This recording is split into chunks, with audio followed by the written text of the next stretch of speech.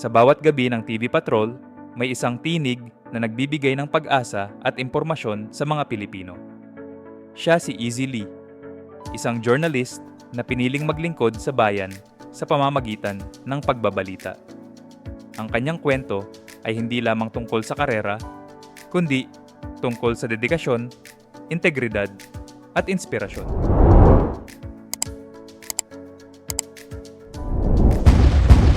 Si Easy Lee ay isang multi-platform journalist ng ABS-CBN. Bago siya napunta sa TV Patrol, nagsimula siya bilang mobile journalist sa GMA, naging audio reporter sa Puma Podcast, at fellow sa Ateneo ACFJ. Graduate siya ng communication sa Miriam College, kung saan nahasa ang kanyang husay sa debate at storytelling. Mula pa lamang sa kanyang kabataan, malinaw na ang kanyang layunin. Gamitin ang komunikasyon bilang tulay para maiparating ang mga kwento ng tao. What if mag-travel kaya tayo together noong panahon ng martial law? Tapos magpatulong tayo sa public historian na si Xiao Chua para malaman natin bakit ito. Actually, hindi. Dapat habang maaga pa lang pinag-uusapan na ang sex sa school kasama si teacher, pati na rin sa loob ng bahay kasama sina nanay at tatay. Hindi yan joke time Ayon yan sa Commission on Population and Development.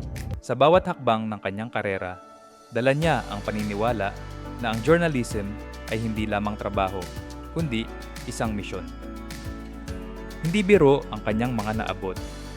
Isa siya sa mga awardee sa US International Film and Video Festival noong taon 2015 para sa documentary na Tunay na Buhay, Mga Sanggol at Langaw. Nakamit din niya ang Gold World Medal sa New York Festivals noong taon 2014. Ang mga parangal na ito ay hindi lamang patunay ng kanyang talento, kundi ng kanyang malasakit sa mga isyong may tunay na epekto sa lipunan. Sa kanyang karir, nakilala siya sa pagbabalita ng mga isyong pangklima, pangkalusugan, at teknolohiya, mga larangang may direktang kaugnayan sa kinabukasan ng bawat Pilipino. Ngunit, higit pa sa mga parangal, ang tunay na lakas ni Easy Lee ay nasa kanyang dedikasyon. Sa bawat ulat, ipinapakita niya ang kanyang integridad at malasakit. Hindi siya natatakot harapin ang mahihirap na kwento dahil naniniwala siyang ang bawat balita ay may kapangyarihang magbago ng pananaw at magbigay ng kaalaman. Ang kanyang kwento ay inspirasyon sa mga kabataang nais pumasok sa larangan ng journalism.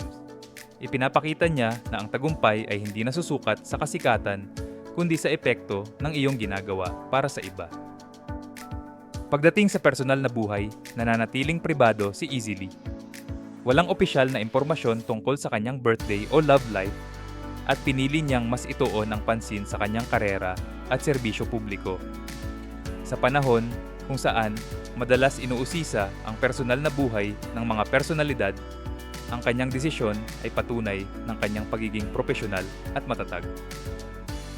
Sa kabuuan, si Easy Lee ay isang halimbawa ng professionalism, dedikasyon at pagiging makatao sa larangan ng journalism. Sa kanyang kwento, makikita natin na ang tunay na tagumpay ay hindi lamang sa mga parangal, kundi sa pagbibigay ng boses sa mga isyong mahalaga sa bayan. Ito ang kwento ni Easy Lee, isang journalist na patuloy na naglilingkod, nagmamahal at nagbibigay inspirasyon sa bawat Pilipino. Kung nagustuhan ninyo ang kwento ni Easy Lee, huwag kalimutang mag-like, mag-share at mag-subscribe para sa iba pang kwento ng inspirasyon.